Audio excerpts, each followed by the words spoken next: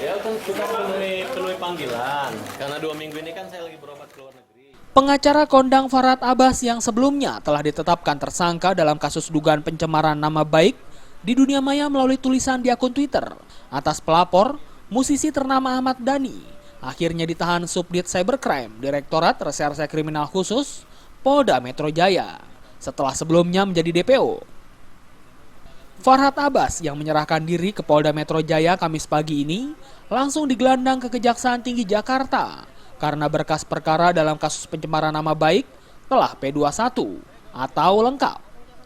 Direktur Direktorat Reserse Kriminal Khusus Polda Metro Jaya Kombes Pol Mujiono mengatakan pihak Cybercrime telah menetapkan tersangka FA alias Farhad Abbas terkait kasus pencemaran nama baik di dunia maya berupa tulisan penghinaan di Twitter.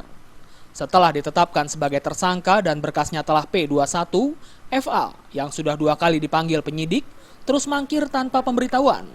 Namun akhirnya tersangka FA berhasil diamankan oleh penyidik setelah menyerahkan diri dan hari ini tersangka diserahkan ke Kejaksaan Tinggi Jakarta. Sekarang tersangka baik sekali, sangat baik. Tadi pagi jam 7.30 tersangka mendatangi ke Subdit Cyber Ditkrimsus Polda Metro Jaya.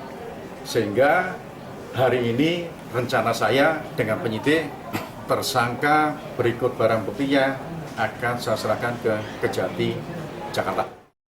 Sementara itu Farhad Abbas saat digelandang petugas menuju kejaksaan mengatakan tidak memenuhi panggilan penyidik dalam kasus ini dikarenakan tengah menjalani pengobatan di Singapura.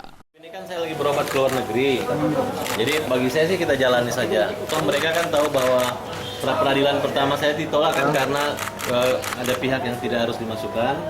Tapi yang kedua yaitu dianggap kurang pihak. Jadi saya sih santai-santai saja menghadapi pernyataan-pernyataan bahwa saya ditahan sama Polda kan tidak benar. Karena memang di sini bukan kepentingan penahanan tapi kepentingan untuk melimpahkan berkas ini ke jaksa tahap 2. Farhad Abbas dijerat pasal 310 dan 311 KUHP tentang pencemaran nama baik dengan ancaman pidana 2 tahun penjara. Dari Jakarta, Zikri Amin melaporkan.